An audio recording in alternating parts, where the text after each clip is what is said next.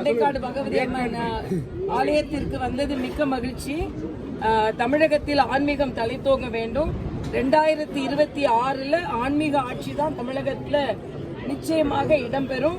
அதைத்தான் மரியாதைக்குரிய அமித்ஷா அவர்கள் கோவைக்கு வரும்பொழுது தேசிய ஜனநாயக கூட்டணியின் ஆட்சி தான் 2026 தமிழகத்தில் மலரும் என்பதை சொல்லி இருக்கிறார்கள். ஏனென்றால் இப்பொழுது நடந்து கொண்டிருக்கின்ற ஆட்சி மக்கள் விரோத ஆட்சி. அதை மூடி மறைப்பதற்காகத்தான் ஒரு சர்வ கட்சி கூட்டம் என்று ஒரு கூட்டத்தை கூட்டியிருக்கிறார்கள். தெளிவாக மறுசீரமைப்பில் தமிழகத்தில் உள்ள பாராளுமன்ற இடங்கள் குறையாது என்று உள்துறை அமைச்சர், மத்திய உள்துறை அமைச்சர் சொன்னதற்கு பிறகும் எங்களுக்கு நம்பிக்கை இல்லை என்று சொன்னால் என்ன அர்த்தம்?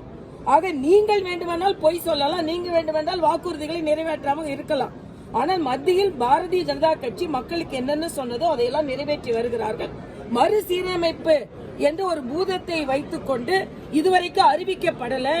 இன்னும் அதற்கான கால அவகாசம் இருக்கிறது. அது மட்டுமல்ல, மத்திய உள்துறை அமைச்சரும் பிரதம அமைச்சரும் உறுதியிட்டு சொல்லியிருக்கிறார்கள், தமிழகத்தின் இடங்கள் கூடுமே தவிர குறையாது. என்ன மற்ற மாநிலத்தில் குறையுமா கூடுமான்னு நீ சொல்லுனா என்ன அர்த்தம்? தமிழக மக்கள் என்றுமே வஞ்சிக்கப்பட மாட்டார்கள். இவர்களை விட தமிழக மக்கள் மீது மரியாதைக்குரிய பாரத பிரதமர் அன்பு வைத்திருக்கிறார். திமுக மாடல் அரசு, திராவிட மாடல் அரசு இங்கே பாலியல் குற்றங்கள், கொலை கொள்ளைகள், மக்களுக்கு வேண்டிய நிறைவேற்றப்படாத வாக்குறுதிகள் இவற்றையெல்லாம் மறைப்பதற்கு ஒரு சர்வ கட்சி கூட்டம்.